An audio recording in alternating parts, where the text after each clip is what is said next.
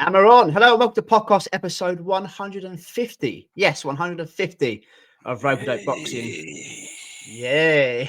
So for the 150th time, the two Daves are here to grace your screens once again. If you're new to the channel, please like, share, and subscribe via YouTube and via Spotify for now. So yeah, mate, we spoke on last week's show. I said obviously this week's episode is going to be 150. Did we know the terminology for 150? I don't know if you've bothered to find bloody out. hell. No, I didn't. No. No. I forgot it was 150 until I just see it flash up when we joined. We don't know the terminology of 150, but we are on 150, which is an achievement itself. So maybe we'll Google or find out. It doesn't really matter. It's just something to say, you know. So yeah, mate. So we don't know that. Also, I don't know what happened in your weekend. Anything interesting, mate, before we jump straight to the boxing? Weekend plans and what you've been doing? To be fair, this is 150th show, and you'll be pleased to know I'm finally off the wagon. I'm no longer sober. Let's just think about that then. Yeah, he's back in the game. He's back in the game. Is he back in the chair as well? I had a few drinks on Friday night with the lads and ladies from work. And we went for a few. I had about 6 pints, went home, and then got some ciders on the way home. So I was fully back into it, cracked into them. I had work Saturday till 1 o'clock. But so it's my first drink in 5 weeks. So I'm officially back. I felt a little bit rough. I've got to be honest. I went to work, got home about 2 o'clock. You know, when I got home, I thought, I didn't realise when I was at work. I thought, I feel a little bit ropey. Obviously, my body's not used to a drink for 5 weeks. It's a long time. It's a long time off it, you know. Yeah, I know. I've done pretty well. It's the longest, like I said, I've been not on a drink since I was 14. So I'm 35 now. So it ain't bad going, you know. But yeah, I'm ignoring the 35 bit. You're only a few months younger than me. Yeah, 35. But yes, I'm back in the game now, mate. But I felt a little bit ropey Saturday. Sunday I went Arsenal women's. They're not playing great. They're playing okay football. They ain't got no killer instinct at the moment. The goals are not flying. You know, you go Arsenal women's. You know, at home you're usually 4 or 5 nils. It was only a 1-0. A bit of a scrappy goal. I think they're overplaying at the minute. Tippy tappy stuff. It's out the Arsenal men's of a few years ago where they got the ball, but there's no killer instinct. So went to that with Lola yesterday, so she's happy. And that's about it, mate. I'm back on the sauce, mate. And I'm meeting Lee Harper Wednesday, so I'll probably have a few then as well. And then I'm seeing you down in Stourbridge a week on Friday. You are, yeah. You said probably. There's no probably about it with Lee Harper. You're fully back on it now. You're in training for next weekend. That's what you're doing. Well, we were going for a Ruby Murray on Wednesday. I don't know the occasion, but he's messaged me. I said I'd go. Then I just had a message from him about an hour ago going, venue might change. They don't serve beer. So I don't think the curry was the real reason they were going. So, yeah. So that's what I know at the moment. Venue might change. They don't serve beer. Okay. So what I'm sorry, mate. What I'm thinking I've been to curry houses in the past where they're not licensed, so you bring your own beer. Oh right, yeah, he ain't got that memo. Yeah, he hasn't got that memo, so I don't know what he's planning. So yeah, well, I'll be there seeing will be alcohol involved. That's a fact. As long as we've known that guy, there will be alcohol involved somewhere along the line. So I don't know what he's got in store. Yeah, it's a weird one. You have to keep us updated, mate. Yeah, but the curry will probably go out the window and it'll just be a Weatherspoons or some fucking working man's club or something. Yeah, knowing him. So Wednesday nights is a darts night for him, isn't it? I think every night's a darts night for him. Yeah, that's true. Yeah. What do you get up to?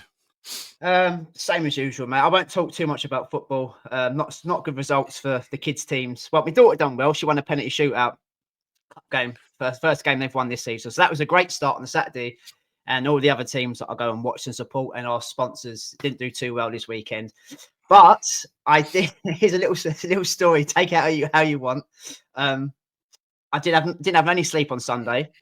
I ended up having about 8 pints, but I was back home in bed for 10:15. Funnily enough, I was knackered, but I wasn't pissed. So got into bed like Sunday night, come back from Stourbridge Football Club, had a few, and I fell asleep with my phone on my hands. But the last thing I remember looking at was OnlyFans. Whoa. Yeah. But nothing's been said. There's been no funny looks today because she was next to me, obviously. So yeah, I think I might have got away with one, but who knows? Who knows? But OnlyFans was on my phone. But I'm not subscribed to it, by the way. It was just on my phone. So yeah, Oh. it's a funny story. You're sitting there shocked. Like I don't know. Was you subscribed to this OnlyFans account or? No. I was just window shopping. I was browsing. Oh wow, that's a serious confession to be making on here, by the way. However, but a certain box or X amount of boxes now have OnlyFans plastered all over their attire. I'm talking of the likes of Andy Ruiz Jr., Adrian Bruner. Oh yes, and obviously, but she doesn't do any, as far as I know, she's not into any of that stuff. There is Ebony Bridges. There you go. There is other things they're doing on OnlyFans, so don't assume and surmise. I may have been looking at Sandy Ryan doing some cookery. Who knows?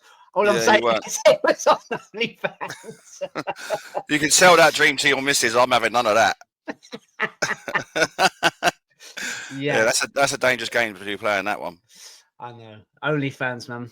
OnlyFans. But they make so much money. I'm surprised how much money some of these people are making just by people watching them do X, Y, and Z. So yeah, that was my funny story going out to the masses all over the world. But hey ho.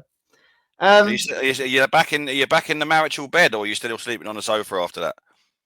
I'm sitting in the game. Just about.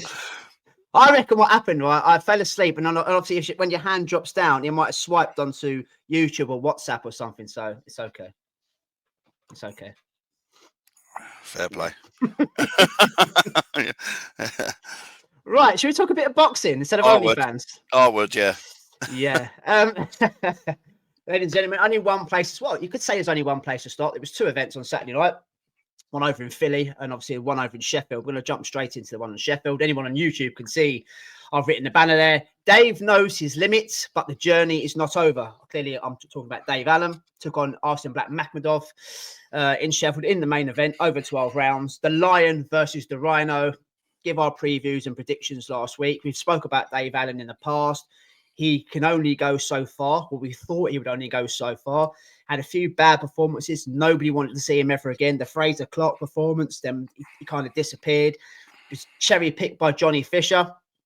And I went badly wrong. And he's had like a new lease at life. He's kind of his Indian summer, if you like, you know. But we spoke last week, mate. We made our predictions, as I just said. Dave Allen through fight week. You can see he's lost a lot of timber. There's not so much love handles anymore. But hearing him speak, watching his interviews, especially through his attitude's changed. He's always been that kind of fun guy, that guy that kind of says what he wants, but he's just honest. He's not kind of insulting to anybody and things like that. But he kind of sounds like he means business, not in the sense of that he's going to go and be a world champion, in the sense that he's taking it seriously now. He's eating right, and he's trying to try and kind of take it serious in the steps of making as much money as he possibly can, get the biggest fights he possibly can, so he can get in, get rich, and get out and get as much money as possible for his wife and kids that he's got now. Yeah. So I was all in. I'm not. You said last week about being hoodwinked on a Johnny Fisher performance, and you're 100% right. And you're not the only person that said that.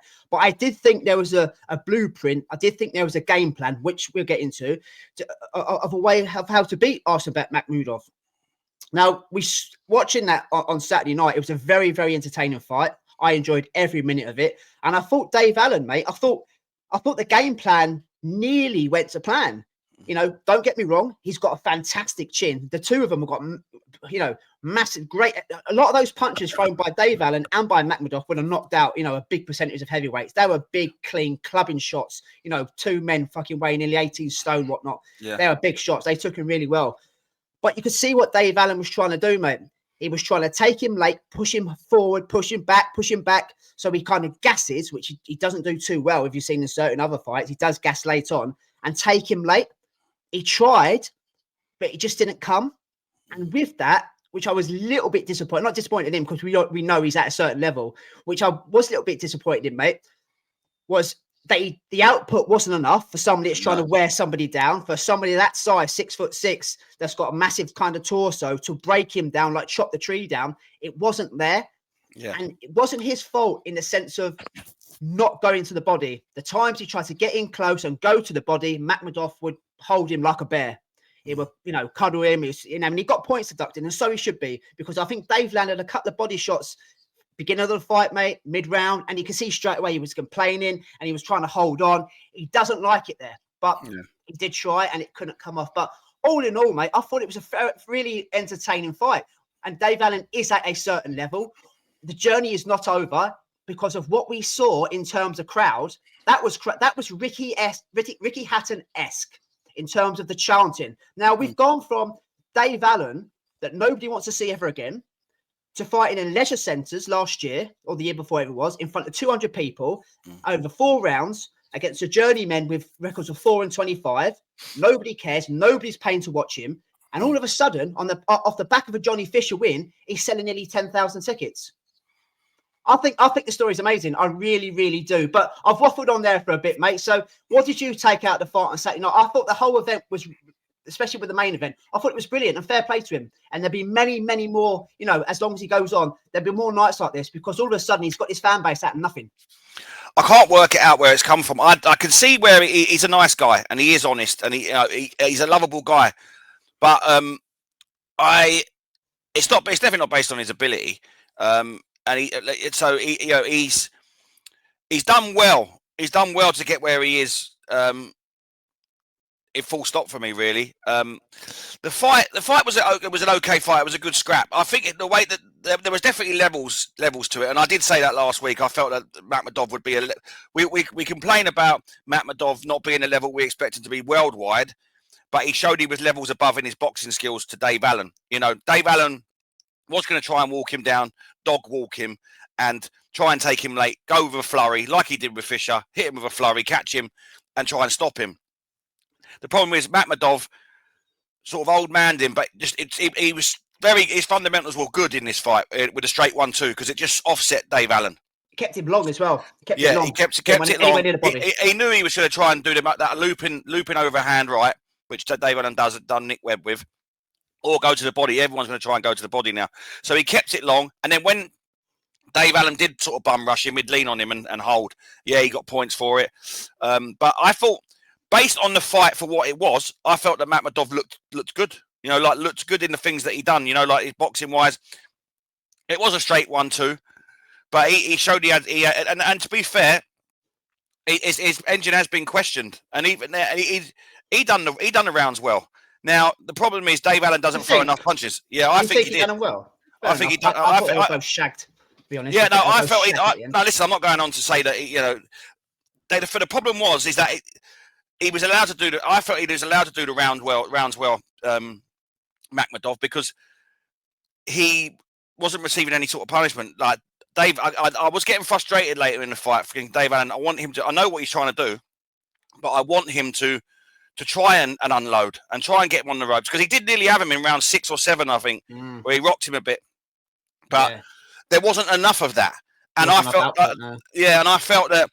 That was obviously the tactic, and it was always going to be the tactic. But he did it in round 6, and I don't remember him doing it again. And he took a lot of shots. Makhmudov was very accurate with that straight 1-2. He took a lot of punishment, Dave Allen. Now he is a fan's favourite, Dave Allen, and he is. I don't quite get it. I can see why he's liked, but obviously it's the week of Ricky Hatton's funeral, which we'll speak about later. There's chalk and cheese for me in that sort of status, because Ricky Hatton was a man of the people, but Ricky Hatton could fight as well. So his appeal was that. I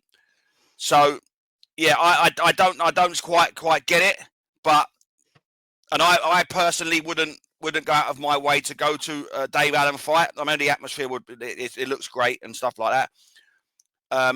But it is an amazing turnaround that he's had. And listen, if he's putting food on the table with his family, making his life better for his family, I've got no problems with that. And to be fair, he was gracious in defeat, very honest, and I like that. That's a good appeal.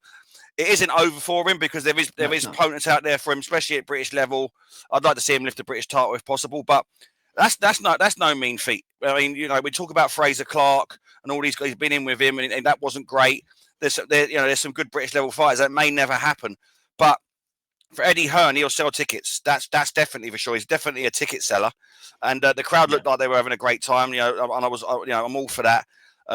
He's a nice guy.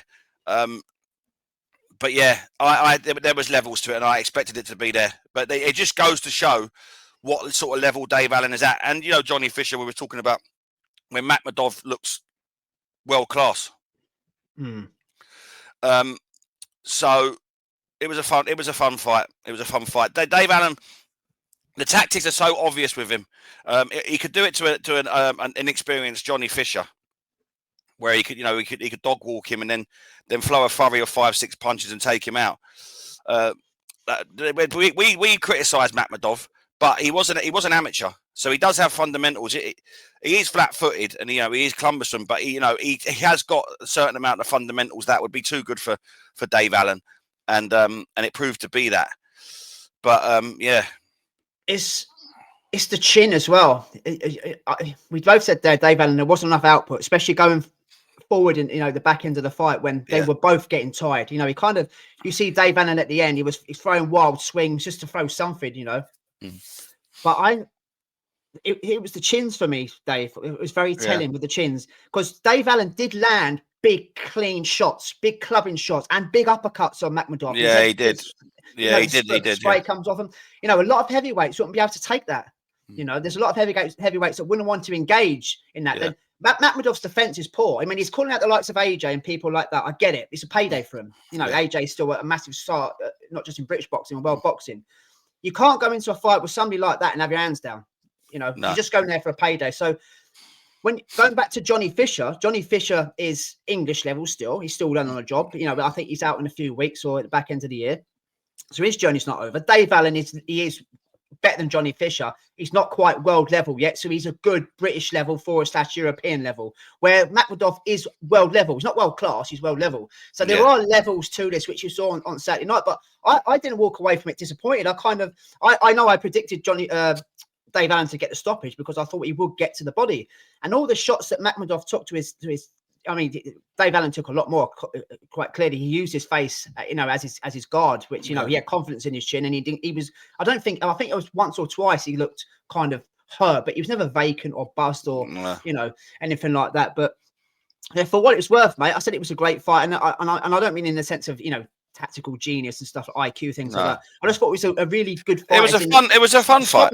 It was like a slobber knocker. Yeah. It's an old-fashioned heavyweight fight where two guys have got poor defenses and knocking shit out of each other. But one guy was doing it a little bit better than the other guy, obviously with the jab, keeping it long and things like that. So I've got no complaints. And the crowd, again, we just spoke about it. How do you go from fighting in leisure centres in front of 200 people when nobody knows you're there to having 9,000 people, chant your name and sing like football style songs like Ricky Hatton back in the day. It's just nice. It's a nice turnaround for him. And I don't get it, if I'll be totally honest. I get the nice guy thing, but I don't get the going to buy a ticket to watch Dave Allen. Yeah, I can't figure that out. I get that he's a nice guy and I get he's likable. All of a sudden, though, it's what this is. All of a sudden, because let's be honest, after that Fraser Clark fight, I'm not talking about every single person that watches boxing, but the majority of people we don't want to see him anymore. Not interested. He's had his day. He's had his fun journey. What we saw against Fraser Clark, he clearly doesn't want to be there. He's nowhere near any kind of level. It was embarrassing. Go away. That is literally what was echoing out from boxing fans. Fair enough. And now we see this main eventing, selling out arenas. It's the stuff dreams are made for, and I'm very, very happy for him. And just go back to Fraser Clark there. I don't think that version would be in the ring with Fraser Clark going forward. He's desperate to win a title, obviously the British title, the European still up for grabs if you want to go for that. But I think you get a more competitive version of Dave Allen, a version of Dave Allen that wants to win, a Dave Allen that wants to kind of, even if he loses, move on and make more money, not this kind of lazy, can't be bothered attitude that he used to have in the past. And he's under the tutelage of Jamie Moore and Nigel Travers now, mate. So they've obviously installed something in him. And to be fair, they should say to him, this is the different version of Dave Allen now. And this is perfect. I think it was the last 2 rounds. It might have been round 12. They said, we're going to pull you out now. No, I'm carrying on. When you go back to the Fraser Clark fight, quite happy not to carry on. Two different versions here, mate. Now, I'm not saying, I've just mentioned about the classes. I'm not saying he's world class. I'm not doing an Eddie and pretending he's going to win a version of a world title. He's his promoter. He waffles shit. We know he does. But I do like what he's doing with his career. Go for it, man. Fucking go for it. If you have another 5 fights and you lose them all, so what? You're not expected to win a world title. No. Go out and make as much money as you can. Just a little criticism of him in heavyweight boxing. Just please, please, please work on your fucking defense. Work on your defense, because that is CTE going forward. Using your fucking head as a defense. We're seeing it with Derek Chisora and the way he's speaking and things like that. There's little signs popping through. Years of punishment. Just working your defense. But yeah, to end it on here, mate. Unless you want to say anything else on Dave Allen and Makhmudov, I just wish him good luck in the future. And I'm kind of glad to see him back, but at the same time, I'm still baffled of how we've gone from leisure centre to selling out arenas and people chant your name and you're making money. Mad sport. No, best of luck to him. Like I say, you remember, you've got people forget that the people that he's been in with. He's been with Lewis Ortiz, Dillian White, David Price, many names. Like he's had a good career. I mean, he's a tough man. He's a likable man. And yeah, we'll see where he goes from here. If he can stay as dedicated as you say, the best of luck to him. I like that. Probably the appeal is that he knows his limit and he's quite happy to say it. Yeah, fair enough. So yeah, best of luck. Yeah, best of luck, mate. On the undercard, this was a great fight as well. Your prospect of the year, Junaid Bostan against Bilal Fawaz, part 2, English welterweight title, whatever it was, on the line. Again, talking about Bostan, he was talking all week about he knew he made mistakes. He won't admit that he lost the first one, but he kind of accepts that he must do better. Before you made your prediction last year about being your prospect of the year, Matchroom, as they do, and other podcast platforms and media outlets all been talking about Bostan, not just being a British champion, but going on to do good things in world boxing, world honours, etc. And he's looked the part. He has looked the part. He's coasted in so many fights, knocked out dudes. Very, very easy for him. Come up against I wouldn't say an experienced old dog, but he's quite a wily old dog. There's 14 years difference in Bilal Fawaz. He hasn't had many fights as a pro for his age, 37, 38, whatever he is. Very physically, looks in great shape, speaks well. I think I'll be very surprised if Eddie doesn't sign him for 1, 2 or 3 fights just because of his charisma and how he comes across. But I was a little bit disappointed in this, to be honest, Dave. I mean, me and you was just texting before, during and after the fight. I had it a draw, and I explained my reasons why. I've got no problem with Fawaz winning the fight, which he did. But that first round, Junaid Bostan looked fucking beautiful. Yeah, he did. Absolutely beautiful. Slick, fast, accurate. I mean, Fawaz had that peekaboo kind of guard, but Bostan was keeping it long, but he was getting through accurate. I thought, right, okay, keep going. I know it's only round 1, but keep going. You can see from round 2, and round 1, to be fair, mate, all Fawaz was doing was coming forward and trying to drag him into his fight like he did the first time. And what does Bostan do? Probably his ego goes to his head and thinks, right, I had a great first round. I can get to you. Now I'm going to show you what I've done to my previous 10 opponents, whatever. I'm going to fight you. Got fucking badly hurt in the third. And a fair play to him, man. How he stayed on his fucking feet, I'll never know. Buzzing all over the place, vacant. Grant Smith had to go and pull him back to his chair. And I feel a little bit sorry for Grant Smith. Whether it's his age, and I'm disappointed he hasn't learned from the first fight because they both had data on each other. He was saying, keep it long, go back to your jab. Not interested. He wants to show he's got a pair of bollocks and go toe-to-toe with Fawaz. He won his rounds. There was a lot of clean work, some big shots as well by Bostan. And that's why I gave him, 6 of the rounds. I thought he did do well. He kind of proved he was a man, if you like, if that makes any sense. However, he's better than that. His IQ's better than that. Don't let... He's just getting drawn in for the second time to Fawaz's fight. It's costing that title, and it's costing his first genuine loss, mate. So, in one sense, I enjoyed seeing him kind of recover from being badly hurt and then going winning rounds and putting it on Fawaz, because there was one stage Fawaz looked hurt as well, and I thought he's got him here. He's fucking got him here. That was in the next round. So he was buzzed in round 3, and I said he's finished. I thought he was done, and he come out round 4, and he looked like he'd shaken it off, and he buzzed Fawaz. And I was thinking there and then, if he wins it off the back of that third round, he'll be a fan's favourite after that. But it didn't quite work out that way. No. Well, what is your prospect here? What did you think, mate? I was disappointed. because again, I don't want to keep repeating the same thing. I thought he would have learned from the first fight. It was kind of a carbon copy, but more exciting. I thought. My issue with him, and you were right what you said. He did start the fight very well. To his boxing, it looked very good, very slick, very sharp, pinpoint accuracy, lovely jab. The problem is that as the fight, I think he's got an issue with his engine, and it's either in his mind or it's something that plays on him. Where I think he worries about the back end of the fight. He's either overthinking it or whatnot. But for me, he throws too many single shots. There's not enough combinations there, and this is the problem why Fawaz for me won the fight. His output, he was a lot more busy. He was a lot more busy, especially in the back end of the fight, where Josh Bostan did have some clean and effective work, and it was all single shots. It'd be a lovely left hook, but it's not enough to win the rounds for me. And Tony Bellew, I like Tony Bellew, but he pissed me off in this. Right, they went to him in him and Carl Frampton around round 8 or whatnot, and they went to Tony Bellew. And listen, they're the most biased people. They shouldn't be on home shows or any like.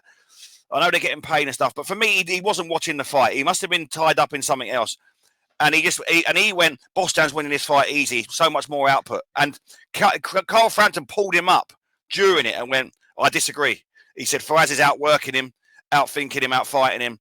And Carl Frampton was exactly right. But I don't feel Bellew was even watching it. I think they just stuck a mic in his face and he just said the first thing that came to his mind because he's biased towards Boston. He's been a big advocate to Boston. But anyway, yeah, enough about him. But yeah, for me, especially at the back end of the fight, Fawaz was the one pressing the action. So listen, don't get me wrong, he wasn't catching Bostan with clean shots all times, but he was throwing more shots. He was the busier fighter. And Bostan was doing single shots, single here, there. And don't get me wrong, when he does do that, he looks good at it, but he's not putting his shots together. There's not 2 and 3 combinations here where you think, wow, where he's doing 1, 2, 3, and he's slipping, he's to the side. He's got the skills to do it. You've said this before. I believe he admires his work. Yeah, you can call him guilty of that. You can, yeah. He threw like a lovely left hook, and then there's nothing off the back of it. Yeah, and everyone goes, that's a great shot by Boston. All the comms are going crazy about it and all that sort of stuff. But what they're not noticing is that Fawaz is still pushing him back, still, more output. Old man in him. And you're right, he got drawn into a fight. He didn't learn from it. But I get a, like I say, and I said it before. I think he worries about the pace. And Fawaz for what he is, he does work at a ferocious pace. I don't think that the Bostan can keep up with it. Now, what I will say, and you're exactly right about round 3, that was a monstrous right hook that he walked onto, and he actually walked onto it as well, which spun his head. He was trying to throw a shot. I've seen people fucking face planting it with shots like that. He stayed on his feet. He didn't take a knee. That was showed in inexperience because he could have got stopped if it was earlier. It was coming to the end of the round. In the middle of the round, he gets stopped if he's walking around and falling around like that. 100%. Showed a little bit of experience there, but he's 23, so we'll let that one go. But what he did show is that he has got some chin. Because I messaged you and said, there's no way. I said, I mean, it's not enough. And I thought he'd be coming out on wobbly legs. Who did Martinez bang out? What was his name? One of Sheffield's fighters. When he walked back to the thing, it'll come to me in a little while. Like an Indian fella with Kell Brook and whatnot in that gym. Oh, it will come back to me. Anyway, the Spanish fella Martinez just walked to the centre ring and knocked him out. Kid Galahad, yeah? Kid Galahad, sorry. Yeah, Kid Galahad. The same thing happened. He got dropped, went to the corner, the minute wasn't enough. And they walked him out, and he just literally walked onto a right hand that knocked him out. I thought the Bostan was going to do the same thing, and Fawaz went straight at him. He did, and to be fair, his powers of recovery are something to be applauded. Because he had no right after taking that clean right hook to be able to come back through that. And not only that, he buzzed Fawaz in that round. In them 2 rounds, I was starting to think this could be round of the years we're talking here, the way it was going. And that was amazing. But I also feel like getting buzzed and then trying to win the round the next round, I think that took a lot out of Bostan, because the back end of the fight, but for me, it was all Fawaz. It was all Fawaz.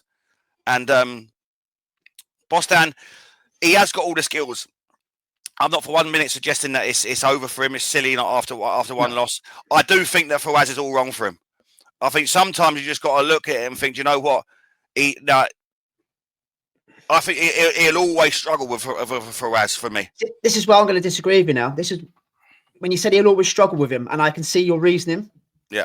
But as I said in my opening gambit, I'm disappointed that he didn't listen to Grant Smith. Yeah. Get behind your jab. That first round, he got behind his jab and he looked fantastic. Yes, I know it's the first 3 minutes of the fight, but fighters do that for 36 minutes. They do that for half an hour. Yeah. If he just let him come onto him, take a back step, box off the back foot, make it boring if you like, he could have won that fight easy. He could have won that fight easy because he has got all the skills to pay the bills, but he got drawn in for the second time. He's not learning from his mistakes. If they were to run it back for the third time, Dave, I don't want to see him trading. I want to see him boxing. I want to see him boxing off the back foot, landed clean and effective work. I mean, it's like he was landing through a peekaboo that peekaboo stance. That accurately. I know it's the first three minutes and people say, yeah, he's fresh and etc. Yeah, I'll get it. But he still has to land it, and he was doing it. So this is why I think he can beat Fawaz, but he's chose to go down a different path, a different route, fighting on instinct at times. Again, I think it's an ego thing as well. I think I was supposed to beat you. This guy's been picked for me to win an English title, then go on to British. I was supposed to win this the first time round. It hasn't gone my way, and I'm getting done again here in the second fight. So I'm just going to go toe to toe with you. Everything's gone out the window. And that's why I think he can beat him, mate. Honestly, I believe it. And I'm not just saying that because you're sitting in front of me and you're that's your prospect of the year. Yeah. He's got the skills to beat him, but he's chose not to do it that way. He chose a different path and traded. I'm going to disagree with you. And I'll tell you for why. Yes, you're right in what you're saying. He is the more skillful fighter. But to fight the way that he needs to fight to keep Fawaz off him for 10 rounds, 12 rounds, he needs to have the engine for it. And I don't believe he's got it. I don't believe he's got I believe he has. I believe it's all in the mind. Like I say, I don't know why. For him to be able to box that way and not get drawn into a fight that Faz wants to draw him in with, he's got to exert so much energy and be able to do the 10 rounds so well. And mentally prepare himself as well. And mentally prepare himself. Yeah. So if you're looking at ability, and you can, and like just straight off ability from the eye, the optic eye test, absolutely you're right. But I think that the way he beats him is, like you said there, is in there. And I think that's going to be his biggest flaw. So that's when I sort of said there, he struggles with Fawaz at all times, and he should just move on and try, go down a different path. But then that is why. Yes, listen, when it comes to skills, he'll beat most fighters, but it ain't all about that. I know. Would you like to do it again to see if he could beat him? Because the first two fights have been really good. Yeah, they have. They're good. I've enjoyed both of them. Yeah. They are very good fights. Oh, yeah, I would. But I feel like he'd be spending his life trying to beat Fawaz instead of going on to honours. A Taylor Catchell kind of thing, Yeah, he'd be at it forever. Just put that one to the side, say, I learned from that one and go somewhere else. Because he still have a good career. He really will. I'm surprised Fawaz hasn't had a kind of recognisable career, because he's quite sellable. He's a hard night's work, man. But outside the ring as well, I called him like a Poundland version of Chris Eubank Jr. And I kind of stand by that. But he's got that kind of aura and, like I said, a charisma about him. When he speaks, you listen. Do you know what I mean? Chris Eubank Jr. So he looks the part. He's physically very fit for his age. I mean, I'll be very surprised if Eddie doesn't give him like a 2-fight deal or something, because you could put him on a matchroom card. Like boxing fans who do know of him now, and even casuals that were watching the fight on Saturday night, will think, oh, that's the guy that beat Bostan. And remember as well that the announcement at the end, it's gone viral. So people, oh, what's happened here? Who's this? Bilal, oh, okay. Oh, what happened? I'm gonna have a look at that. His reaction was lovely because he didn't think he was going to win. And like I say, the announcer, I don't know what he was playing at. He absolutely cocked up reading the scorecards out. And so no one knew who fucking won, especially Bilal. Like he was looking around. He was going, me. Yeah. But it kind of made it a good ending in a way. It did. But that was good fun. I really enjoyed it. The two fights we've spoken about, really enjoyed it. And this one, mate, I enjoyed this one, but we've got to have our serious heads on now. Yeah. This is disgusting. This is absolutely disgusting. I don't care who should have or would have won the fight. Yeah. We've got judging in the people talk about boxing in the UK being in such a good place. And there's discussions for that about how many world champions we've got, but I mean, there's obviously discussions as well about the first day training, and and the fighters who are producing and how well the shows are. There's pros and cons for everything, but we are generally in a good place, probably where we were about 7, 8, 9 years ago. But when it comes to judging in boxing, Tiah Mia Lopez said a couple of years ago, "You won't find me boxing in the UK. I don't care who it's against when you've got judges scoring fights like that." That's what he said, and he hasn't fought in the UK as of yet.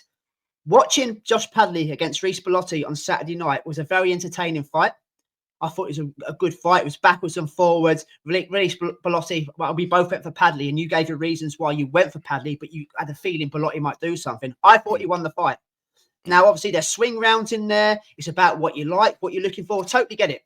Yeah. But to score a fight 99-92 in favour of Josh Padley, and say Recce Bellotti won 1 round, we need to look at bank accounts. I'm sorry. Steve Gray needs to come out and explain what he's actually watching and what he's scoring. I'd like all boxing fans, I think, whether you're a Padley fan or a Bellotti fan, doesn't matter. Explain how he's only won 1 round. Because for me, Dave, I'm not a judge. I'm just an armchair fan. But if you go and have a look at the comments, you have a look at the paid pundits, you have a look at pros, trainers, what they're saying at the moment. There's not a chance in hell that he's only won 1. And for me, there was 5 kind of clear, especially the early rounds. I think we built up quite a good lead, Bellotti. There's 5 rounds in there, which I can't give to Padley. There's probably a couple of swing rounds in there. And then obviously the back end of the fight, Padley came into his own and started clocking up rounds. But I think it's disgusting. And I don't care where Bellotti is in his career. That needs to be run back again. Or Steve Gray needs to be taken off the judging panel or fined or be made to explain what he's looking at. Now, if he comes and says, well, it isn't a universal scoring system, I'm looking at that, and the British Boxing Board of Control allows that, we can't argue. But we can argue a case that something needs to change in boxing. But help me out, Dave. 1 round for Recce Bellotti when a lot of people had him winning that fucking fight. I think it's disgusting. I think it's a disgrace. And I think he needs to kind of be set on gardening leave or explain his actions. Terrible. No, it's fucking awful, and it just we've done this so many times and spoke about it so many times. It's a stain on on British boxing. It really, really is, and that was quite. They're building Padley. He's been in with Shakur Stevenson. It's a big fight in the UK currently. Mate, sorry to interrupt. Sorry to interrupt just quickly. It's like like Steve Gray already put his scorecard in before they even threw a punch. That's what it comes to me. Like he hasn't even. You mentioned about Belly not watching it. It's like Steve Gray hasn't bothered watching it. Padley. Yeah, there you go. Yeah, I don't have a chin wag. I don't know what he's watching. Sorry, mate, but it's kind of it's annoyed me. It's really fucking annoying. It's really frustrating because, like I say, Recce Bellotti wins that fight. He's back in meaningful fights for himself. It changes things for him. You're only 1 fight away from something special. And now you're looking at him now and you're thinking, where does he go from here? And his performance doesn't deserve that. People will look through BoxRec and think, oh, look at Bellotti. He's lost 7 in 5 or whatever it is. But that doesn't tell us the tale of the tape. Now, for me, I had it a draw. I gave Padley the first round and I gave him the last 4. You're giving him 5 rounds. You're giving him 5 rounds. Yeah. Do you know what I'm saying? Where have you got 5 rounds from? The same place that everybody else has. No, Recce Bellotti, which I said, I called it on here. Yeah. For me, he'll be lively in the first half of the fight. And he was. He's got some engine, and I think he would give Padley problems. I did say I think Padley will win and he'll win close. But to be fair, Bellotti does fade, and he faded later on in the fight, which is where Padley, for me, got his rounds. But the first half of the fight, the round 1, you could have probably given us a swing round. I tipped it to Padley. But I feel that then from round 2 to round 5, Bellotti was great. He was all action.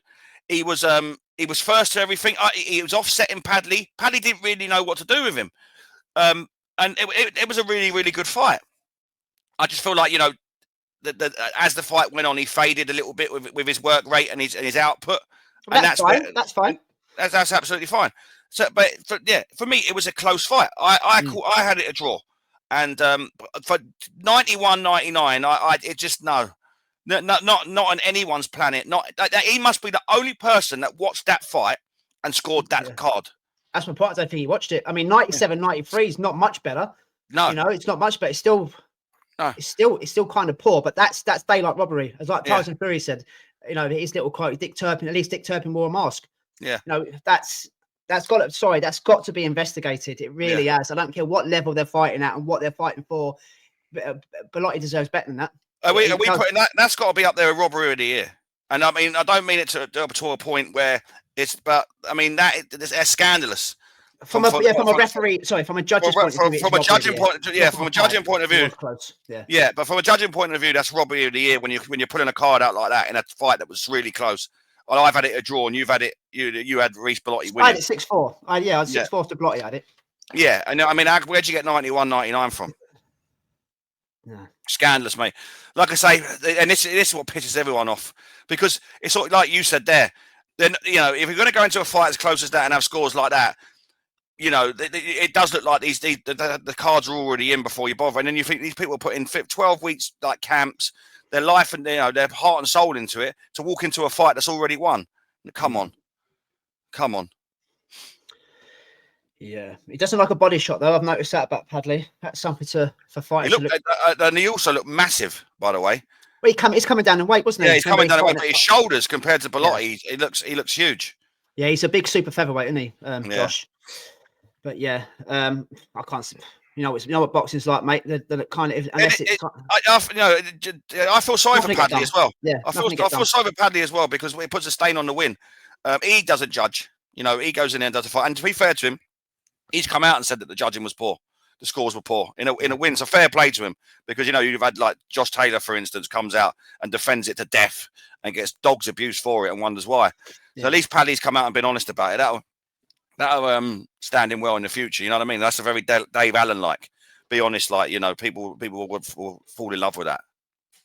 Mate, I'd like to see it run back for Bellotti. To again kind of top up his pension pot to an extent, but it shouldn't have to be run back. No. It should have been judged, fairly, correctly, properly.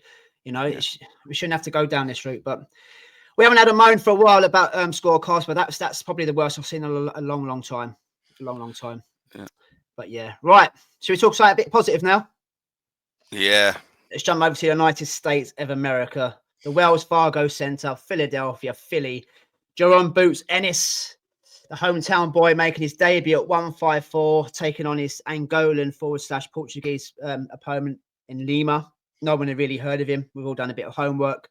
Looked a tough kid. Been in with Aaron McKenna at the weight above. We didn't mention that last week. He was fighting at middleweight. It's gone back down to his natural weight at super welter. I predicted last week that Boots would win, mate. I thought he'd do it well in style. We all know how skillful he is. But I didn't think he'd get the stoppage. You thought he'd get the stoppage, and you were bang on. But you didn't think he'd get it that fucking quick, did you? No. I didn't watch it live. I got up in the morning, smacked it on DAZN, but I didn't go onto any social media, so I didn't know. So when I've messaged you, wow, that was a genuine reaction to it. Listen, seek and destroy. Like I said to you, he'd go up there, and I felt he was going to put on a performance to put the division on notice. And for me, that is exactly what he did. He was sharp. He was accurate. He smelt blood, which I liked. He smelt blood. He went in for the kill, and he absolutely destroyed Lima in one round. And for me, he's done exactly what I said he would do. Now people are taking notice. Like, yes, he's carried power up to the division. We're always a question. It's taken long enough, isn't it? 30-odd fights to see that. Yeah. Fucking hell. Yeah, that's what I mean. And this is an exciting time. I did say last week that I felt the Staniosis fight would now propel him into being that type of fighter. Yes, he's had 30 fights, and all that sort of stuff. But that felt like a breakout night for the Boots that Eddie Hearn thought he was going to sign. And now, listen, don't take it away. Lima's people are shitting on Lima now because they're saying, "Oh, he was another opponent." I've seen like Lou DeBella coming out and saying all these type of things. There's narratives there, and there's reasons why people will come out and say this, but people weren't saying that before. I know I'm predicting a round one blowout, so people can talk in hindsight after the event. But for me, like I say, I loved it, and I am. Boots has frustrated us at times because like we said there, he sometimes performs to the level he's in with, but it looks like he's brushed that off now. This Staniosis win, which was a great win. It was. Yeah. I feel like he's taken that now. I think, right, I'm going to prove to everyone this is what I am, and he took that into Lima fight and absolutely seek and destroy mission. Early night, don't get paid overtime in Philadelphia in front of his home crowd, and absolutely took him apart. But if you look at the finish, like it's just so accurate, so spiteful, beautiful to watch, man. I absolutely loved it. And like I'm high on Boots. Like, and listen, we were to an extent, but I'm loving the performances of the last couple of fights. Yeah. So yeah. Mate, I think we've all been high on Boots, even before he was with Eddie. Eddie's only had him for a couple of fights. You know, he's with Al Heyman and PBC, but he has got a load of knockouts on him as well. But it gets boring. Boring's not the right word. You just kind of said it. We've said it so many times. He fights a level of opponent. We watch him and think you're better than this, and we know you're better than this. Why you kind of do you want to get paid for overtime? Do you want rounds? I mean, this guy's, you know, levels below you, but you're making it look harder than it should. It's, you know, he's kind of, you're grabbing for your phone at times. That ain't what he's about. And he's shown, obviously, on Saturday night what he is about. Now, we know he's brought the power up. We know he can punch hard. We know he can trade. And it was interesting in that knockout, Dave, because the first time Lima went down, Lima caught Boots flush the same time as he caught Lima.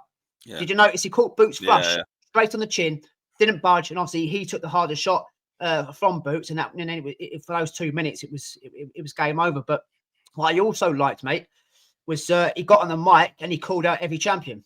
Yeah, that is what we said we wanted to see last week. Yeah, rock the mic. Every champion. Now, as Eddie tells us, he works for the fighters. I have to get the fights that they want.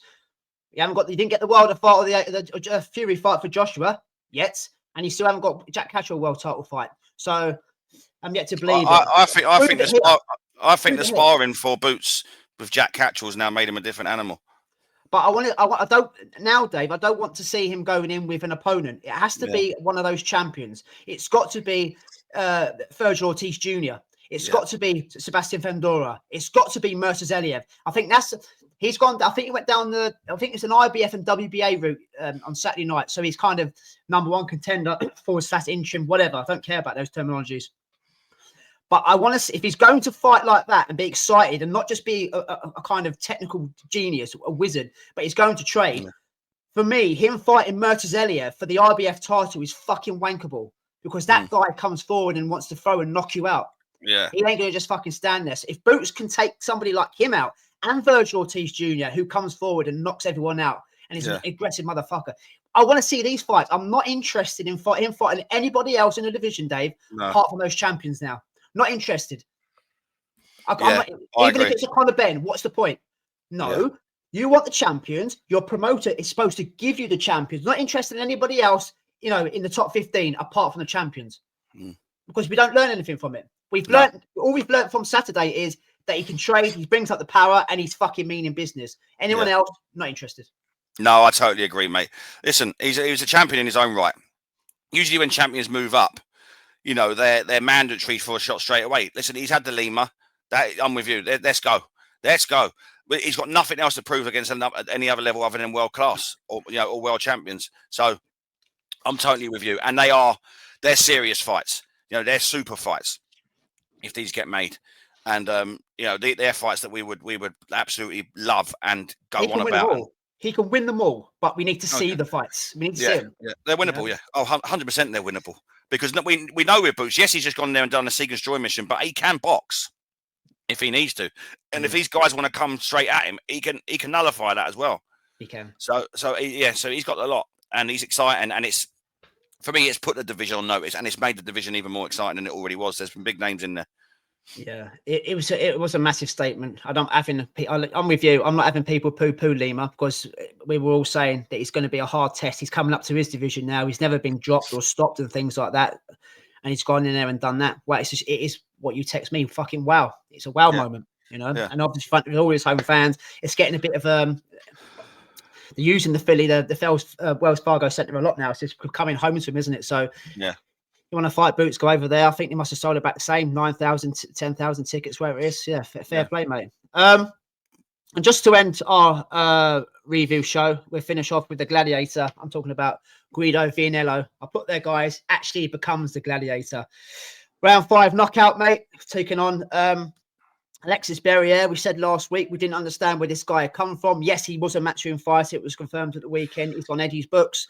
Odds-on favourite, a guy that nobody's heard of, unless you've got to be a proper hardcore without using BoxRec to know this guy. He had a good knockout ratio, 12 wins and 10 knockouts, whatever it was. And he started off really well. I was quite surprised. He actually can box. He was frustrating Vianello with his counter-punching. Vianello was having to overstretch with that long reach. And as he was doing that, he was coming in and catching him and getting out quick. Oh, I like this. And all of a sudden, Dave, it's like Vianello's had a light bulb moment and gone, right, these people don't know who you are. I don't know who you are. The boys at Roper don't know who you are. And you're taking the fucking piss out of me. It's like he's gone, fuck this. I'm coming close to you and I'm knocking you out. He went kind of full Rocky Balboa mode, mate. It just comes straight. He hurt him, knocked him down, and then fucking smelt blood in round 5 and stopped him. Knocked him out.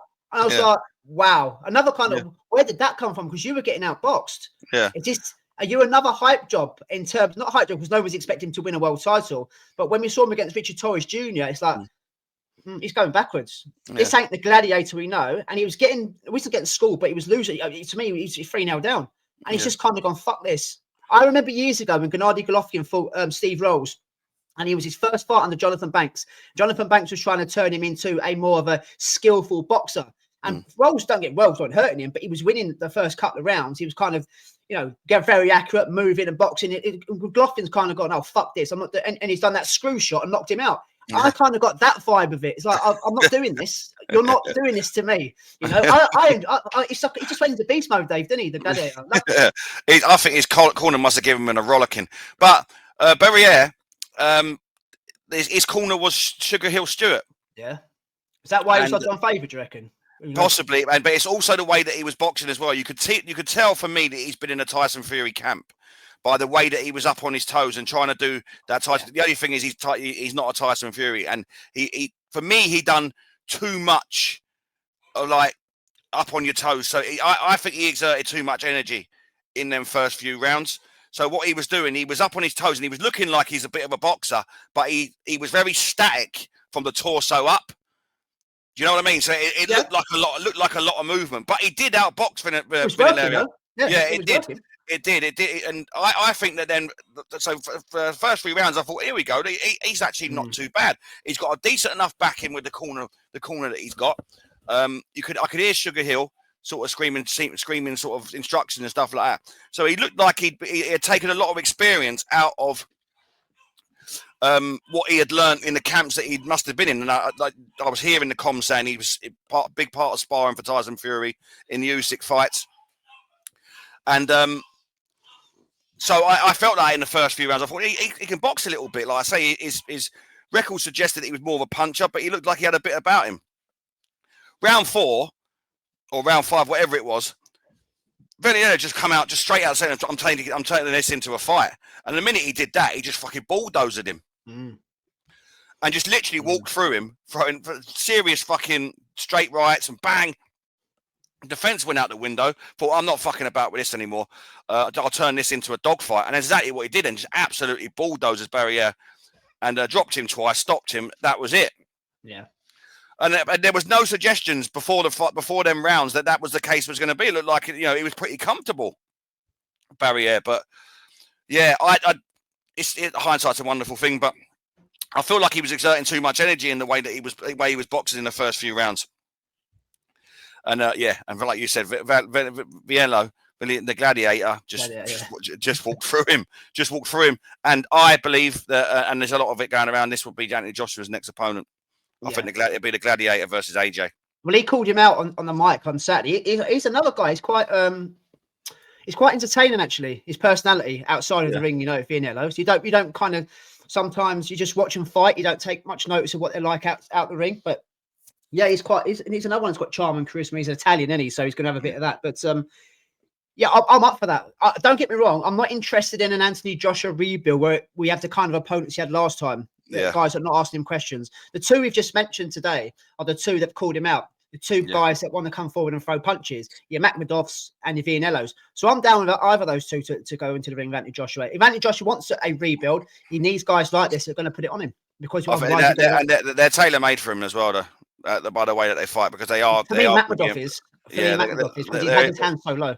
Yeah, and they stand in front of him. Yeah, so it's tailor made for Joshua to throw 1-2.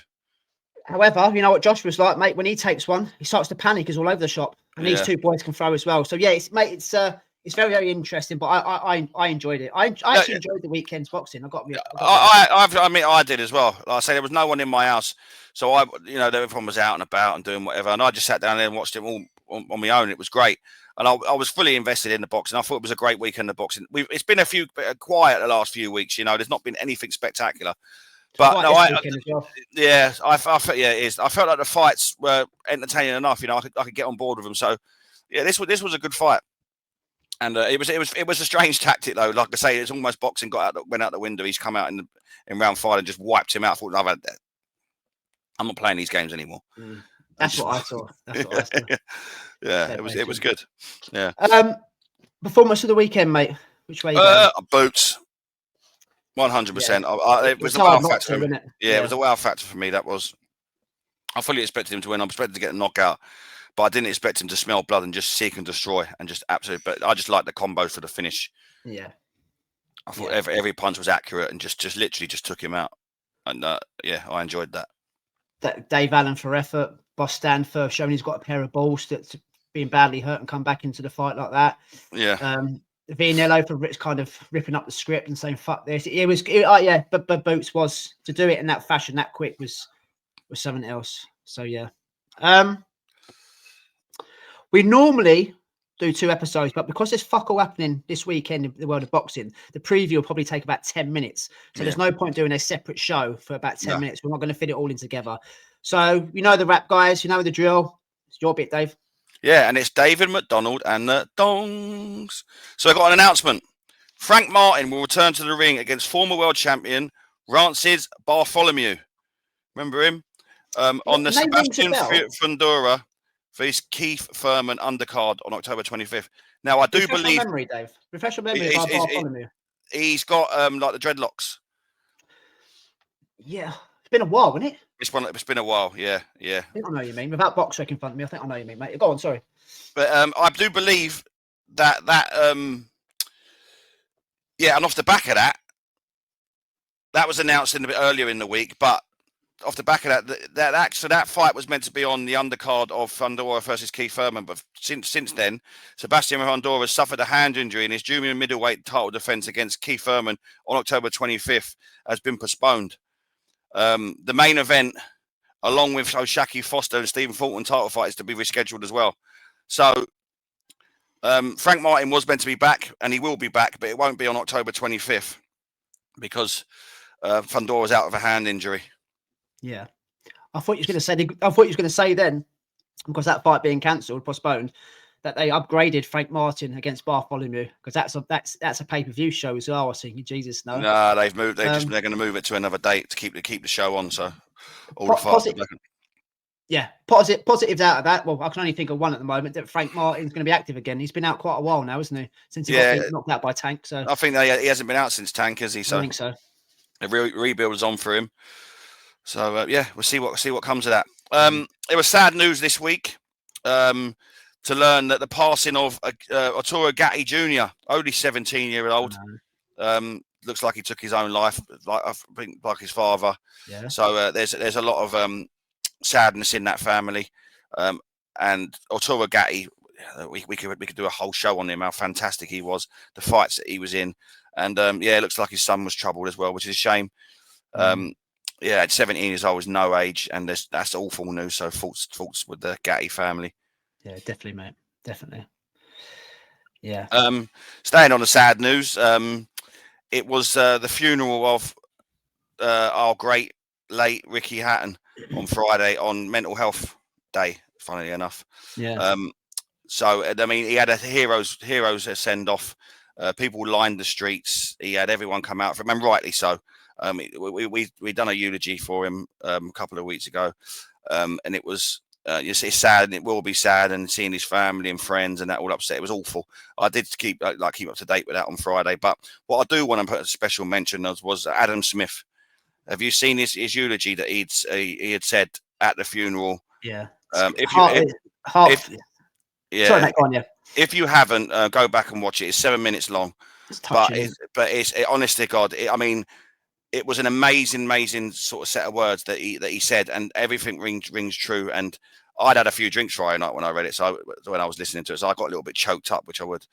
But what he said about him was absolutely amazing, and you could see he was upset and he was holding it together. And so fair play to Adam Smith, because that was a hard thing to have to get up and do. It was an amazing what he said about him, and every word was rung true. And he couldn't have done a better job in describing how Ricky Hatton was and how everyone felt about him. And so fair play to Adam Smith. That was amazing. When he was saying it, it was like he did actually mean it. It wasn't like he was reading off an auto cue. Do you know what I mean? Yeah. It was very emotional. Stuff he was saying rings true. Yeah. He liked KFC, not UFC. Amazing little bits and pieces. Yeah. But it was true. Ricky Hatton, he mentioned a few bits. But I've watched it a few times because I really wanted to get it. But I mean, fair play to him. It's the hardest thing in the world to do is get up and do something like that. And it was touching and it was amazing and every word was brilliant.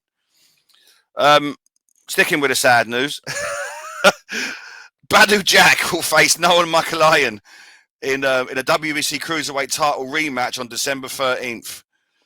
I could not care less about this fight. Honest to God, they're just hanging on to this belt in the Cruiserweight division for dear life, keeping it in-house, fucking about so that Jai Albertai can't get a shot at it. They're just trying to piss him off, aren't they? And it's pissing me off. Yeah. Badou Jack has been fucking around since fucking 80s, by the sound like that's how it feels. Yeah. George Groves and fucking James Agal both fought him. Jesus Christ, they're our age. And it's bullshit. And the WBC are allowing it. And you know what? And it's just making the cruiserweight division shit. And it needs to be better. And this doesn't help. So you can tell my feelings on the fight. I'm with you. Do you know what's crazy about this? This fight, when we done the review for the New York and the Riyadh card with Canelo, Skull, and the terrible fights that weekend, the good fights that were made, but they just didn't deliver. When we reviewed them painfully, we didn't even talk about that fight. We missed that one out. And when I went back and thought, we haven't spoken about Badou Jack against Mikalainen. We didn't talk about it. Why? Because it added to the shit that was already on those shows. Again, I'm like, we'll watch it. Of course we will. It's a world title fight for what it's worth. The first one obviously wasn't great. The second one might be much better. But until, as you say, Jai Albertai gets the shots of the belts, the division shit, it's boring. And the worst thing is, Jai, unless Uncle Turk is involved, or unless Jai takes a pay cut, which he said he would do, he's not bothered because he just wants those belts. Other sanction bodies don't rank other champions. Yeah. So it's never going to be mandated. It's never going to be called. So this is why a lot of the people out there want Jai to kind of bin the belts, go to even if he wants to go to bridgerweight and then to heavyweight. And he's like, no, I'm not going anywhere until I get those belts. Again, I go back to Eddie being his promoter. I will get you the fights, etc. He's struggling, and Don King's still involved here with the WBC. He's still involved with Badou Jack and Mikalainen. He's still got his hands in pies. I don't understand why you would. I don't know. It's a very confusing situation, this WBC cruiserweight belt. It really, really is. There's no need to have a second fight either, is there? No one's calling for it. Nobody wants it. Nobody fucking watched it. No one was talking about it. We're still not talking about the first fight now. I mean, yeah. I don't know what else to say, just royally fuck off. That's what you want to say. It's holding up the vision. To be fair, a lot of us would just say to Jai, just fuck it off. You're good enough to go up. There's a lot of fighters in heavyweight who you can beat, dip your toe in, and kind of work your way up that way. But I got respect for him. He wants to be an undisputed cruiserweight champion like Usyk, and I'm frustrated for him because he's just not getting the opportunities. He's been held up by people like that. I'm with you, mate. Last but not least, announcement: Diego Pacheco is set to fight Kevin Saggio on December 13th in Stockton, California. Ernesto Tito Mercado and Gabriel Flores Jr. will also feature on the card. So Diego Pacheco. Kevin Saggio is not an easy night's work. For me, he'll give Pacheco a round, so it's a decent enough scrap. But again, when you're looking at that division, mate, the names in the top 10, I want them to be fighting each other. Yes, I know Pacheco, but I want Pacheco's to be fighting all the guys in there, your Plants and all these other guys. They should all be round robbing each other. I know Bud Crawford's now took the belts there now and probably, we don't know what he's going to do. But Canelo's been dethroned. What's it going to take for all the belts to be fragmented so that they, but even then, if they, if the 4 out of 10, if they're all fragmented, we'll fight someone who's number 2 or 6 or whatever down the. Yeah. And then they'll all be champions, but not fighting each other. I just worry about all that. But yes, Pacheco's out, which is a great thing, a positive. But Sajo's a decent enough fighter. Don't get me wrong. That would be a decent fight. It's a good fight. That would be a decent fight. Yeah. But I do want him to be fighting the proper names. No disrespect to Sajo. No, I get it. Super middleweight's a bit like welterweight now, isn't it? It's super welterweight. It's like a Shark Tank. There's so many good fighters in there, and they all had to wait for Canelo to do his thing. Obviously, Canelo, as you just said, they've been dethroned. No one knows what Terence is doing. He only fights once a year. So the sanctioning body's just holding on for 3%. I don't know, and letting all these other guys fight. But as you rightly said, they're not fighting the right guys. For me, when we go back to Eddie and Frank are good mates now, they're not. They're going to make the best fights available. They're not. Look at what you've got right in front of you. As a boxing fan, to me, that's what I would like to see now. If they're not such good mates and they can make the best fights for the fans, is Diego Pacheco versus Hamza Shiraz. Yeah. Have a look. Have a go. That's fantastic matchmaking. Boxing fans are the best matchmakers on the planet. Promoters aren't. No. They do it for X, Y, and Z reasons. Protecting their merchandise, if you like. That's not the right word, but their investment, cherry picking the right fight so they don't get beat and making as much money for them rather than themselves as well. So I do get it as a promoter, as a businessman, you are there to make money, but you're also making broken promises. We will put on the best fights. You're right, Sajo is a good fight, but there's better fights out there to make. Much better fights out there to make. So I will watch it. I'm a massive fan of Diego Pacheco and I'll stand by my words. I had to kind of change it now, don't I? Because I've always said, for me, Diego Pacheco is the best 168er outside of Canelo. Now I've had to change it to he's the best 168er, I believe, outside Buzz Crawford. So yeah, it'd be a good fight, mate. But I feel your pain as well. The wrong fights are being made in that division when it's a fucking Shark Tank. There's lots and lots of good fights to be made. There is, mate. So that's David McDonald and the Dongs. Just quickly, I did take him. I wanted your opinion on this. You did. I can't put that on my news. Marius Wax fighting two people at once, and I watched it. I thought, what the fuck is this? Mate, it's not so much that. It's that are they mentally handicapped? I don't know. Because that's what people are saying in the comments. They're two mentally handicapped people that he's fighting in an MMA style cage. I don't know what's going on. I've got no idea. Marius Wax can do what he wants. It's none of our business. But I find it odd. And if you have a look at them, Dave, they do look. They've got characteristics that they are on the spectrum. I never got that into it. I just saw two. I saw him just slapping about two people in the same ring, and I thought, well, what is this? Like, it's this misfits sort of madness. Like, Eddie Hall does it. He fights two people at once and knocks the fuck out of them. Yeah, I've got a problem with that. I'm trying to be serious with the news, and I thought I can't put that on it. Yeah, but no, if it is, that's bizarre. That's fucking bizarre. I think we have to do a bit of digging for next week's episode because. I'll go. Now you've said that, I'll go back and have an nosy. But I sort of flicked through it and thought, "Fuck, where's this come from?" Like, it didn't look right. It just doesn't. It's not right there. Over in Poland, it's. Also, before we go, I want to apologise and admit when I'm wrong. When we was talking about Ricky Hatton a couple of weeks ago, the young lad, the handicapped lad that he used to have in the ring with him, I thought that he had passed away. I've seen a video during the funeral that he's not. He's very much an adult now, and he looks happy and wish him the best of luck. So I apologise for that because I got that one completely wrong. Fair play, mate. I think I made a boo-boo the other weekend as well, saying that. I did. Generally, obviously, when you're talking, off the cuff and whatnot, I said Arnold Barboza Jr. Was the world champion and he lost to Tiah Mia Lopez. That's not true. I'm sure he won the interim belt, didn't he? And he got the chance to fight Tiah Mia on that poor weekend. That was it. So and that Tiah Mia beating me was good. It was good in that fight. Yeah, that wasn't even a great fight either, was it? But that was one of the better ones of that weekend. But anyway, so we're going to do our previews as well. We've got 4 fights to go over for the weekend. So this will probably be about an hour on our show. But we'll just go over the prediction league from the weekend, ladies and gentlemen.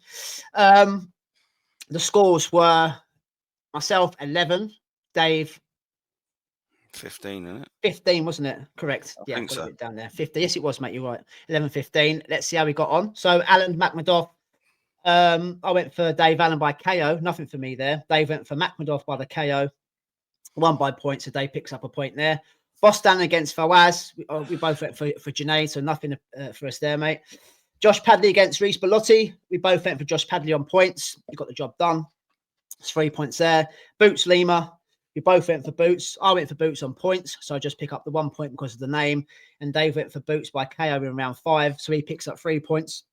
And to end, the Gladiator versus Berrier, we both went for Vianello by KO. I went round 4, which gets me 3 points. And Dave's got a full house by nailing it, getting the Gladiator to beat Berrier by KO in round 5, gives him a juicy 6 points. So once again, Mr. Holland has won the Prediction League this weekend. The scores were 7-13 going into this weekend coming.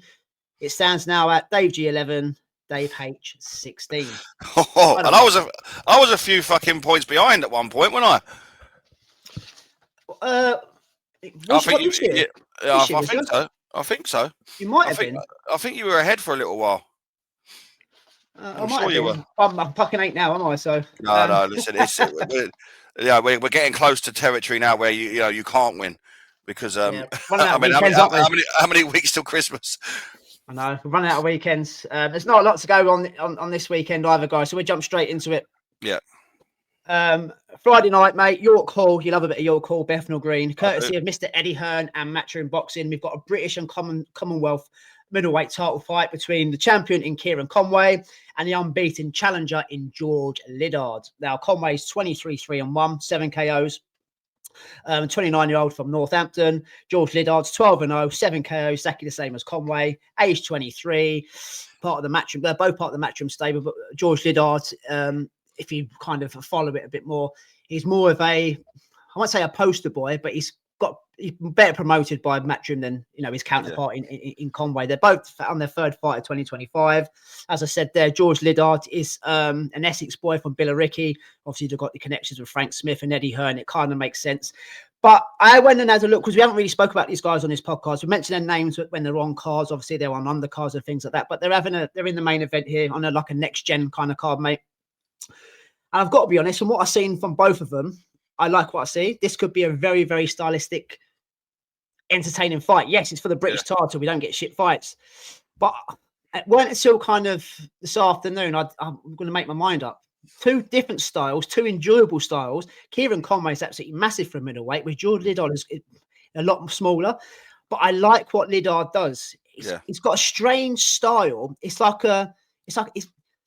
I don't know what you think, Dave. It's like slick, and then he turns into a kind of a Staniosis style crouch, puts his arms down, waits for his moment, and throws big hooks. And they're fucking accurate and landing against a level opponent, obviously, that he's been fighting against. And it's very exciting, where Conway's kind of more of a stalker, come forward, and he throws big combinations, bam, bam, bam, forward, bam, bam, bam, forward, bam, bam, bam. Yeah.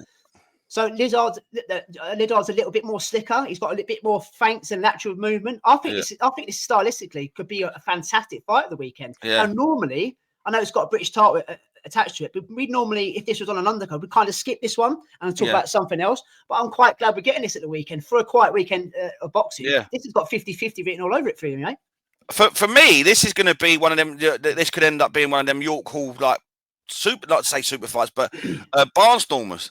I think this is an amazing opportunity for both. British title is nothing to be sniffed at, and I think they're both going to go in and give it their absolute everything, mate.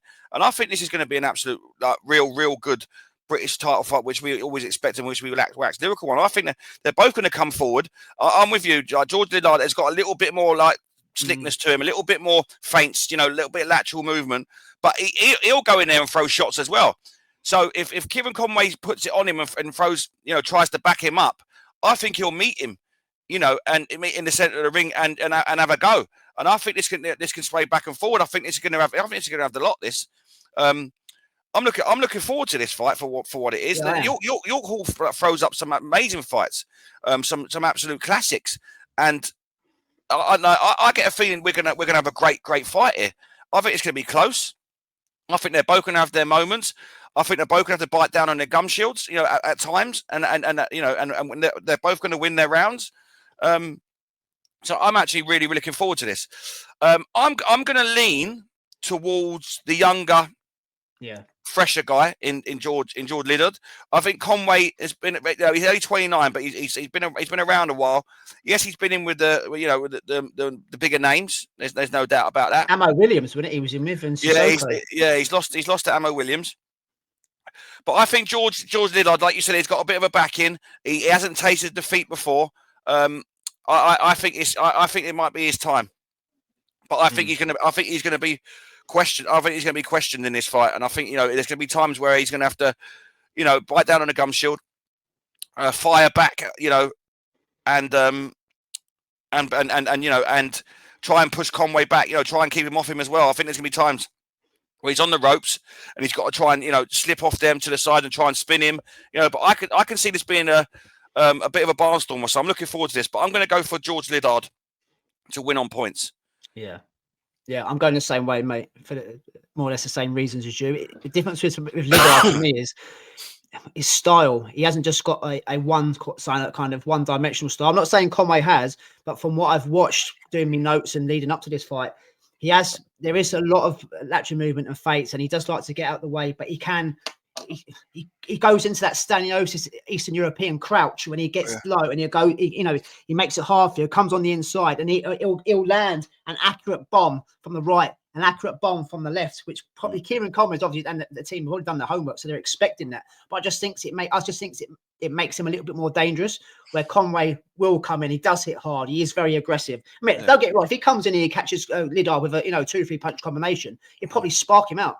Yeah. So this is why it is 50-50, but I do edge, like you say, to the 23-year-old and George Liddard. It's going to be a great fight. If Kieran Conway wins, mate, on next week, me and you aren't going to be sitting here saying, "Oh, I didn't see that coming," because I can see Conway beating him.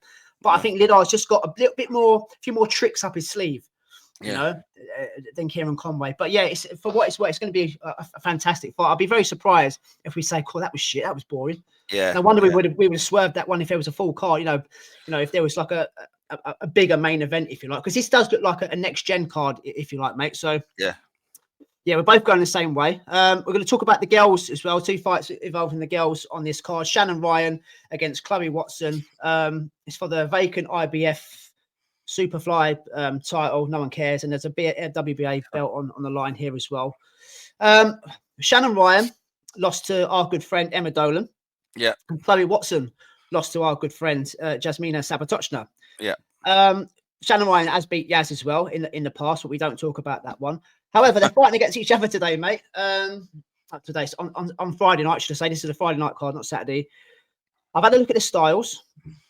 I haven't had to do much homework because we've seen them fight anyway. Shannon Ryan has come from like a jiu-jitsu, not jiu-jitsu, it's like a kickboxing, taekwondo background, transition into boxing. She's very, very good. She was in Team GB and all that. Excuse me. Chloe Watson, she was under the tutelage of Ricky Hatton.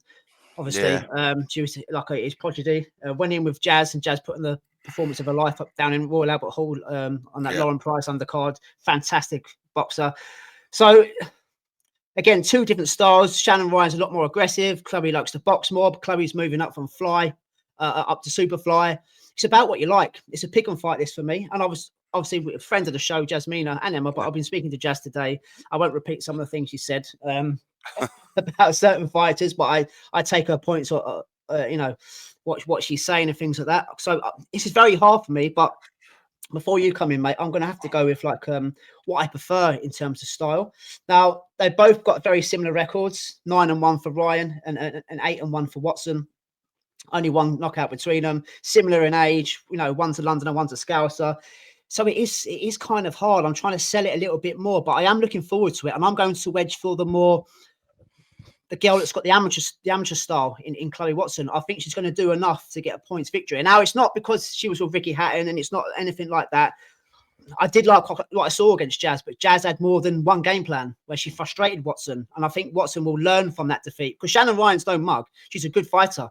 She's a good fighter. She's got the backing from Matchroom. She was supposed to kick on after beating Emma Dolan, but she didn't beat Emma Dolan. It's kind of put her backwards. Now, Chloe Watson obviously can't make weight, or she's got this opportunity. The girls have to take opportunities when they come, Dave. There's no money involved, so when they're here, take them. Yeah. I'm just edging to Chloe Watson to get it done by points, mate. What are you thinking? I'm going to disagree. I thought that Jasmina was fantastic against Chloe Watson. I think we said it bamboozled her at times in the fight and frustrated her to the point where she was fantastic.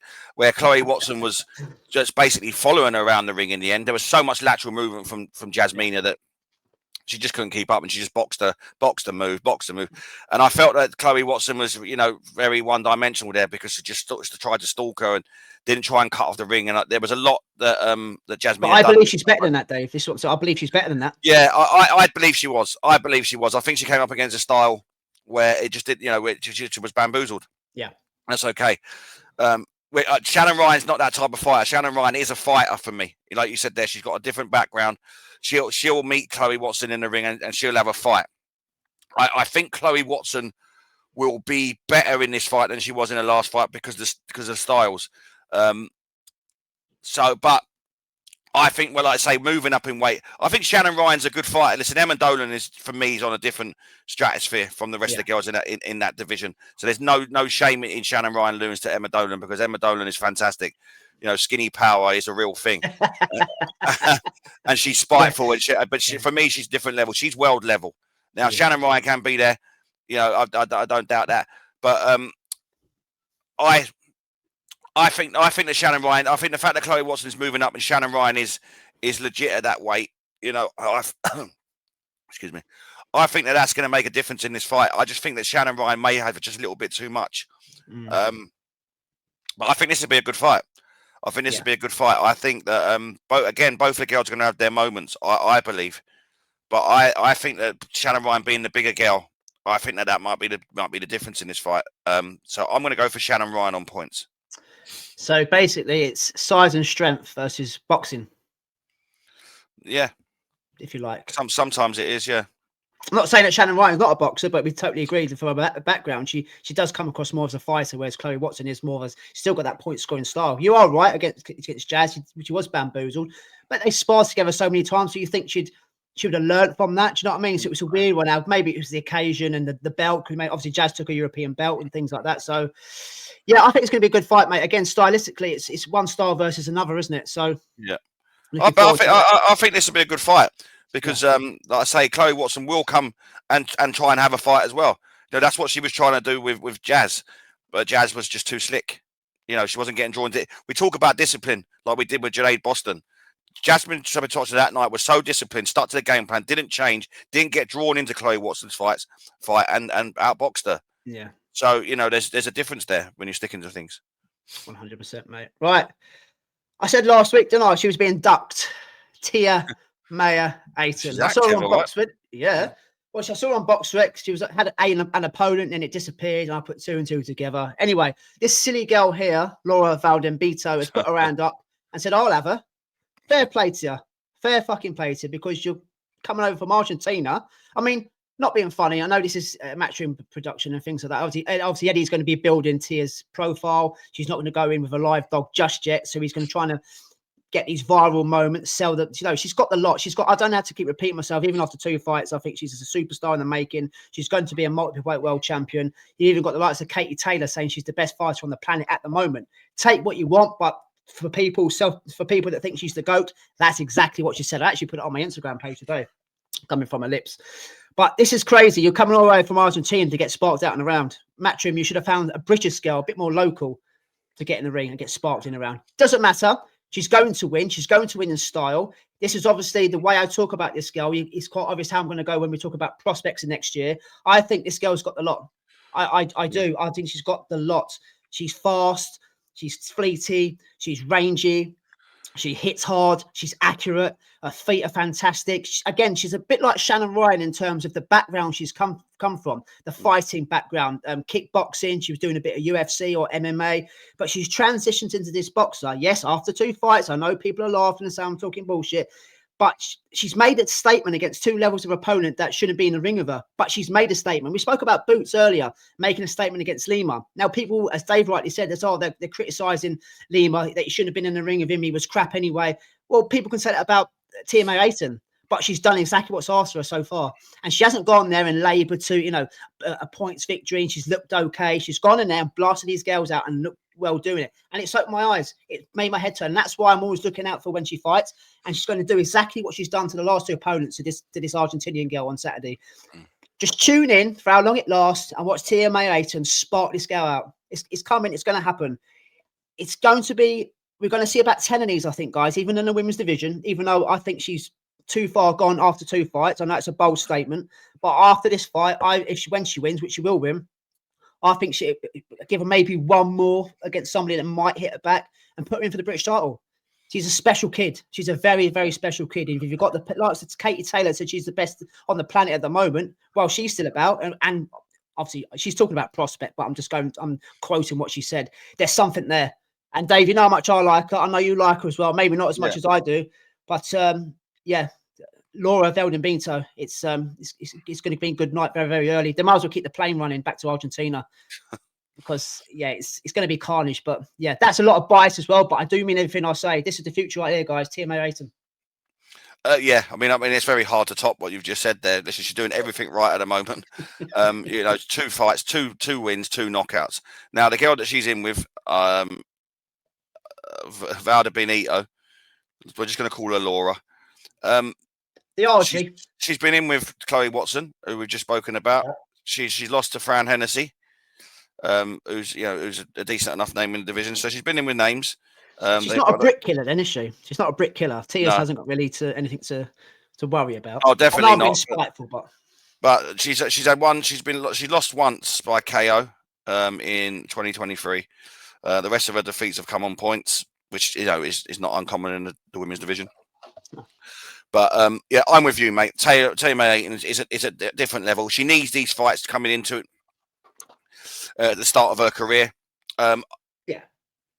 I'm a big advocate for rounds. I've said this before. Yes, it's all well and good when you're first coming on there, getting your name out there, getting knockouts. I believe she'll get a knockout in this one, but going forward, and like you said, if she's going to go into meaningful fights, depending on how they feel like they need to build her, are they going to fast track her? That's for them to know and us to find out. Yeah. But I'm a big advocate in rounds when it comes to building a career. I agree. I just get overexcited. You know what I'm like? But it's a bit like the Moses Dutuma effect, isn't it? Yeah. He's not getting rounds. No, I feel he needs rounds. People out. Like Tia's like I think she's the Moses Dutuma of the female world. I do. Yeah. Sorry to take you off, mate. But no, you're all right, mate. Listen, like I say, it's fun at the moment. She's she's doing everything right. Fair play to her. Her footwork's good. She packs a punch. So she's what the division needs. She is what the division needs. Like I say, your Katie Taylors are coming to the end. She's active as well. We spoke to Emma Donor last week. We speak to Zabatochna quite often. We want to see more of them. It ain't their fault, but she's got a good backing and she's out again. So yeah, I believe she's going to get the stoppage in this fight, and I believe she's going to get it in round number 4. Round 1. Oh wow, going full boots, yeah. Yeah, I'm super high on this kid. Honestly, super high. I know I jumped the gun a lot. And you are right. Get rounds in if you can. Obviously, I think this is a 6 rounder. Then it'll go up to. Is it 6 or 8? Might be 8 actually. Was it 6? Right. Okay. 6, 8, 10. Yeah, maybe do it that way. And then obviously, when you get to your first 10 rounder, give us somebody like Nina Hughes, a seasoned pro that's on the way out. Again, it might be the right time to take her if you like. And then the world's a oyster, really. But yeah, it's going to be carnage, mate. So keep your eye on her, guys. Tiah Mia Ayton. So that's on the zone. Ladies and gentlemen, that's on Friday night. On Saturday, where's my notes? Here we go. Danny Garcia versus Daniel Gonzalez for those people watching on YouTube. Barclays Center, Brooklyn, New York. Homecoming, if you like, but it's going to be the last time he's fighting there, and I believe it's going to be the last time Danny Garcia is going to be fighting in his professional career. This is a Swift Promotions card. There's about 15 fights on here, Dave, so it looks like he's going down the promotions route. Fair play to him. Again, like I said there, it looks like he's saying goodbye to boxing. This is a cherry-picked opponent, probably to look good on, to possibly get a stoppage on, to wave goodbye. Yes, we've seen these kind of things fall apart in the past with certain fighters. We'll come to our predictions in a minute. But he's obviously Danny Garcia, great fighter back in the day, a multiple weight world champion at 140, 147 pounds. He's 37 years old now. We saw him last year against Erizendi Lara, fighting for the WBA middleweight title at catchweight. I remember me and Dave had a moan about that, pathetic. But he was the Swift Garcia he wasn't the Swift Garcia of old. He looked old. He looked out of ideas, whether the jumping weight was too much of him. It was the first time he was put down in his career. His long career that he's had 34, 38 fights, whatever it is, probably more than that, 40 odd fights he's had in his career. And he pulled himself out like, I don't want any more. And it's probably the right thing to do. And he's got his fingers in other pies, Dave. He's making a lot of money. If you follow him on his social medias, he's got the houses, he's got the cars. You know, he seems like a nice, decent guy. You know, he's spending his money well. He's making money. So yeah, he's fighting for the last time, I believe, mate, on his own promotional card, and fair play to him. I think this guy's probably possibly been cherry picked. So as I just said there, to make himself look good and get a knockout and then wave goodbye, and then we start making even more money and jumping into the promotion game and challenging the likes of Eddie and Al Heyman and Top Rank and all these kind of guys over in the States. Yeah. But what you thinking? I mean, he's been a good servant to boxing, hasn't he? He was a great boxer back in the day. You know, I mean, I think his only losses were to Thurman and Sean Porter, Errol Spence, and obviously Lara. But I don't take too much out of the Lara and fight, but he's knocked out the likes of Amir Khan and Eric Morales and Paulie Malignaggi. He had a great career, and he was always, you know, he's entertaining. But Father Time doesn't wait for anyone, as we know, mate, do they? No, listen, he's been a great servant to the sport. Listen, you know, he probably should have hung up his gloves a little while ago. Yeah, you know, but listen, the fights that he's been in are amazing. Like you said, Eric Morales, he's fought him twice. Amir Khan, Zab Judah, Matesi, Lamont Peterson, Malignaggi, Robert Guerrero, Samuel Vargas, Keith Thurman, Brandon Rios, Sean Porter, Errol Spence. You know what I mean? That's fantastic names, fantastic career. And he's had some fantastic wins. Amazing wins. Like I say, Khan was outboxing him, and then he caught him with a left hook, and Khan's legs went like jelly. He's had a fantastic career. And listen, he gets to bow out on his own terms, and I'm okay with that. Definitely, yeah. What do I think of this fight? I don't think much of it. I've got to be honest. It's you know, it's probably a goodbye. Say goodbye. You know, I'm going into, you know, just to pastures new. And does he deserve something like that? Yeah, absolutely. You know, at one point in time, he was in a welterweight division that was packed full of names, and he was and these guys were fighting each other. And this is what we're screaming out for now, which we're not getting. So fair play to him. Fantastic career. I hope he goes out on a high. I expect him to go out on a high. You're right. You said he pulled himself out of his last fight against Lara, and rightly so. Doesn't have it anymore. Daniel Gonzalez is not Lara. He's the correct opponent to probably go out on a high, and that's exactly what I'm expecting him to do. It's a goodbye final fight, and I expect him to win. I don't see a knockout. No, he's not been stopped before, Gonzalez, is he? He's been beat. He's been stopped once. Oh, is he? Okay. It was a long time ago. He's been in with Chris Algieri is the biggest name on his records. Yeah, which he would have lost to, I would have thought. Yeah, he lost to a long time ago in 2019. So yeah, I'm not expecting much, but I expect this to be it is going to be the last time we see Danny Garcia. It'll be the last time we call on one of his fights, and I expect Danny Garcia to win on points and bow out and say goodbye to the sport after a fantastic career. Yeah, I'm going the same, mate. I think this weekend we've gone different on Chloe Watson and Shannon Ryan, haven't we? Yeah. Yeah. So that'd be the 10. I agree. Yeah, I don't know if he's got enough left to stop him, but he should have more than enough to run rings around this fella and make it look good. So yeah, that's if he. Well, to be fair to him, mate, he's not very active anyway. So maybe he is being serious and hanging up the gloves now and jumping into the promotional game. You know, I think we see a lot more of him outside the ring than we do in it. So yeah, again, same way, mate. Going points. So just quickly before we move on and say goodbye. If you have a look at the card, Chris Colbert's on this card. Obviously, he's lost his last two or his last 4 in 3 or something like that. We spoke about him not so long last year, I think it was, or beginning of the year. He's on a major decline, so he's getting some work courtesy of Swift Promotions. And Gabe Rosado's on here, Dave. I thought he was done and dusted years ago. Yeah. He's in an 8th round at the age of 39. I mean, you talk about resumes. This guy's been in even more than Danny Garcia. You know, like Golovkins and Danny Jacobs, Munguia, Charlo. Lost to him. Don't get it wrong. Did he fight Martin Murray as well? I think he was on the resume. Yeah, he's had so many fights. Yeah. He's again a bit like, I wouldn't say like Dave Allen, but he's only ever been at a certain level. But he has challenged for world titles. He was just not good enough. But I thought he packed up. But obviously, he's whether he's mates with, there's a Puerto Rican link there, isn't there, and things like that. So that's just 2 names off his roster.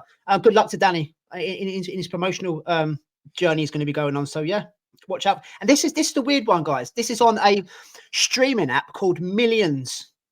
It's a sporting streaming app called Millions. I'm not sure if you have to pay for this. This is not a pay-per-view event, but you know what they're like in America. They charge you anyway. It's like a social media type /sports streaming app. It's a weird one. So have a look at that on Saturday night, guys. It's called Millions if you can find it. It's not on any other TV or American channel or any other stream. It's on this one called Millions, unless obviously if you've got a Fire Stick. But yeah, have a nose at it and see what it's like. Danny Garcia might be going down that route of using that channel with his promotions, Dave. So yeah, well, they're everywhere, mate. It's always something now, isn't it?